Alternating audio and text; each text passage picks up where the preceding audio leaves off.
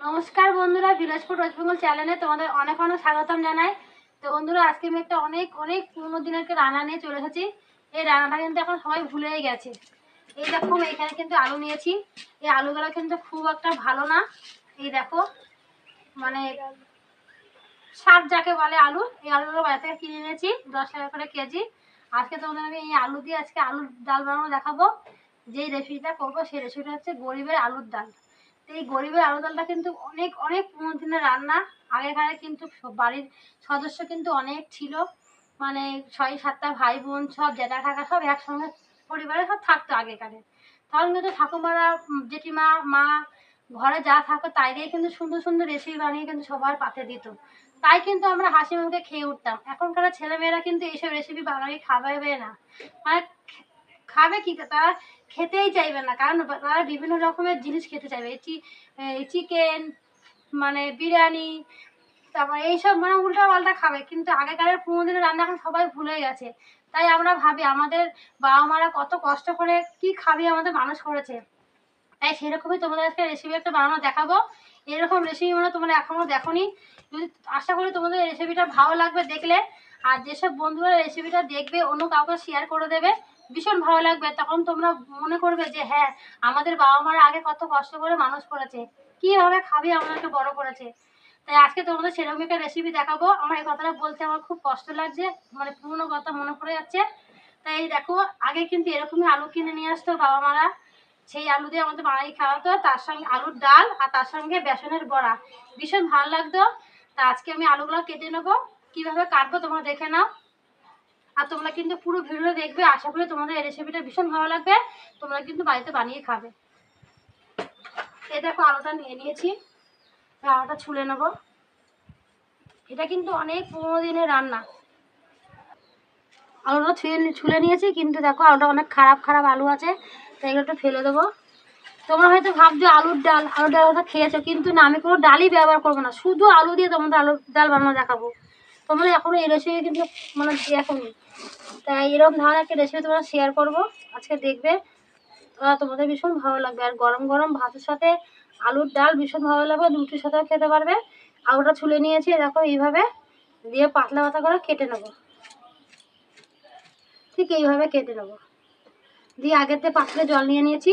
আলু কাটার পরে কিন্তু আলু কাটার দাগ হয়ে যায়, তাই জলের মধ্যে দিলে পরে দাগটা হবে না। তো এইভাবে আমি সমস্ত আলুগুলো কিন্তু কেটে নেবো। এই দেখো, কেন আলুটা মতো সেদ্ধ করতে হবে, তাহলে তাড়াতাড়ি সেদ্ধ হবে, তার জন্য আমি আলুটা এইভাবেই কাটে নেবো। তোমরাও কিন্তু এইভাবেই কাটবে। আলুগুলো সব কাটা হয়ে গেছে, আর জলে ধুয়ে দেবো তোমাদেরকে দেখো। এদিকে সব জোগাড় করে নিয়েছি, এদিকে উনুনটাকে ধরে নিচ্ছি। তো উনুনটা ধরে গেছে, উনুনের উপর কড়াটা বসিয়ে দেবো। কড়াটা বসিয়ে দিয়েছি, এবার কড়ার মধ্যে আমি সামান্য পরিমাণে একটু জল দিয়ে দেবো।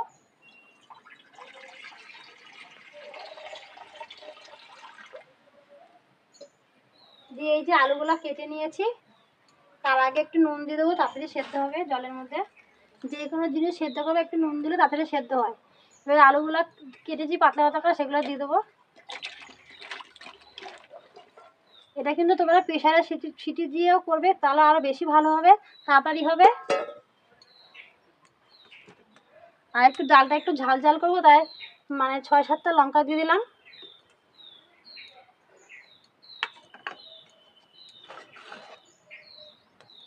পাকা পাকা টমেটো নিয়েছি, টমেটোগুলো দিয়ে দেবো।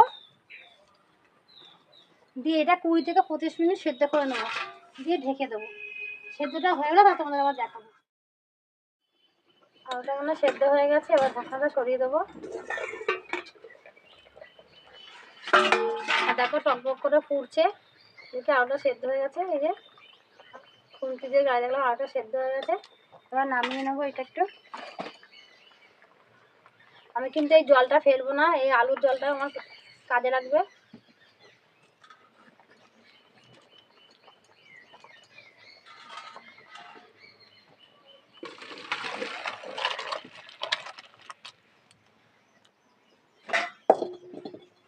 এবার একটা হাতা নিয়ে নেব বা ডালের কাটা, প্রথমে যে যেটা দিয়ে সুবিধা হবে ঘেটে নেবে।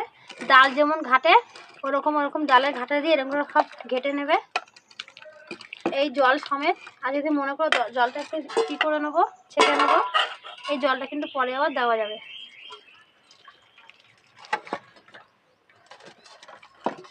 দিয়ে এটাকে ভালো করে ঘেটে তারপর তোমাদেরকে আবার দেখাবো। ঠিক এইভাবে ঘাটবে, ডাল যেমন ঘাটে এই যে এইভাবে করলেই কিন্তু এই আলুগুলো সব ঘেটে যাবে।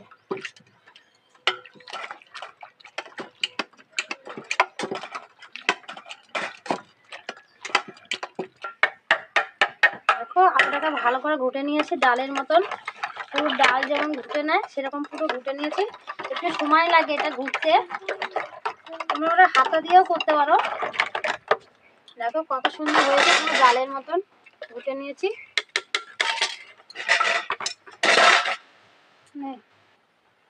উনানের উপর কড়াটা আবার বসিয়ে দেবো, দিয়ে যে আলু সেদ্ধর জলটাও দিয়ে দেবো, আর কোনো জল ব্যবহার করবো না। আর তোমরা যদি মনে করো জল দেবে তাহলে একটু উষ্ণ উষ্ণ গরম জল দেবে। এই আলুটাকে ছেড়ে দেবো।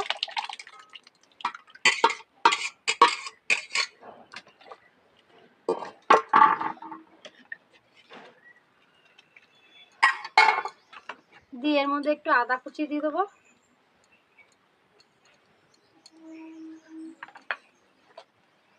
সামান্য পরিমাণে একটু হলুদ দিয়ে দেবো, সামান্য পরিমাণে নুন দিয়ে দেবো। তোমরা তোমাদের মতন স্বাদ মতন দেবে। দিয়ে নাড়ি ছাড়িয়ে দিয়ে নেবো। এটা কিছুক্ষণ ধরে জাল দিয়ে দেবো, জাল দিয়ে একটু গাঢ় ভাব করে নেবো আরও।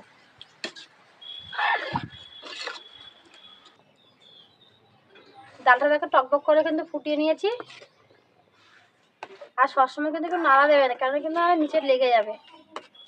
এবার এটাকে একটু নামিয়ে নেবো।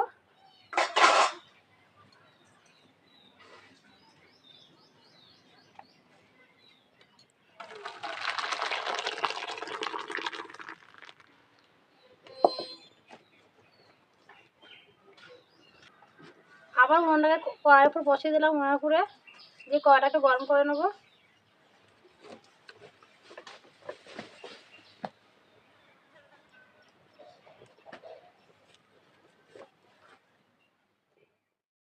কড়াইটা গরম করে নিয়েছি, কড়ার মধ্যে সরষের তেল দিয়ে দেবো, একটু সামান্য অল্প দেবো, দিয়ে তেলটাকে একটু গরম করে নেবো। তেলটাকে গরম করে নিয়েছি, 3-4টে শুকনো লঙ্কা চিড়ে দিয়েছি, দিয়ে একটু লঙ্কাটাকে ভেজে নেবো। দেবে এর মধ্যে সামান্য পরিমাণে কালো সর্ষে দিয়ে দেবো। সর্ষেকে দিয়ে একটুখানি এরকম ভেজে দেবে, তাহলে ডালটা খেতে আরও দারুণ স্বাদ আনবে।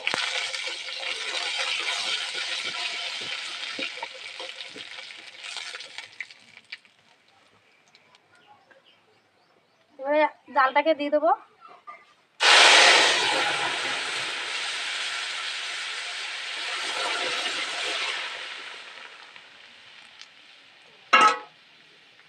আর টকবক করে একটু ফুটিয়ে নেবো কিছুক্ষণ ধরে।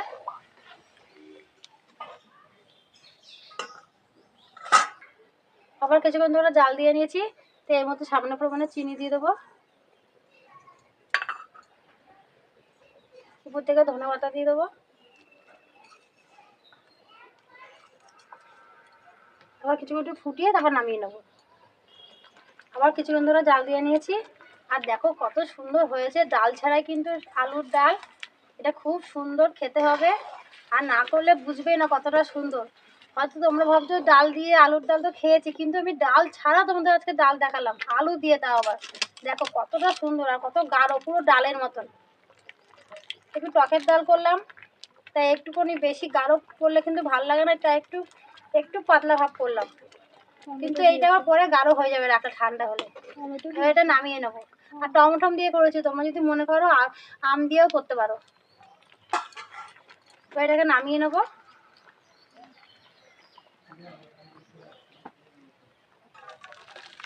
এটা খুব সুন্দর একটা রেসিপি, অনেক পুরনো দিনের। এরকম রেসিপি কিন্তু আগেকারের ঠাকুমা বড় মারা করতো, আর অনেক পরিবারের লোক ছিল তখন কিন্তু এরকম রেসিপি করে সবার বাড়ির সদস্যের পাতে দিত। এখন কিন্তু এই রেসিপিটা অনেকেই ভুলে গেছে, কিন্তু এরকম রেসিপি তোমরা মনে হয় আজও কোনোদিন দেখোনি, তাই তোমাদের কাছে শেয়ার করলাম। তোমরা যদি আবার পারো অন্য বন্ধুদের কাছে শেয়ার করে দেবে, তাহলে বুঝবে যে বাবা মারা কত কষ্ট করে ছেলে মেয়েদের আগে মানুষ করে বড় করেছে। এই রেসিপিটা তোমাদের কেমন লাগলো তোমরা কিন্তু অবশ্যই কমেন্ট করে জানাবে।